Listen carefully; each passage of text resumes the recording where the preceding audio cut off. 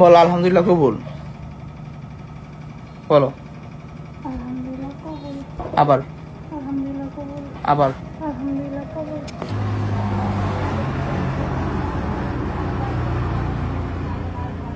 ঠিক আছে, তো আমি আলহামদুলিল্লাহ কবুল, আলহামদুলিল্লাহ কবুল, আলহামদুলিল্লাহ কবুল। আজকে দেখি আর আমার বউ হয়ে গেছে আর এটা যে ফটোকপি, একটা ফটোকপি তোমার দিয়ে দেন, ঠিক আছে রাজি?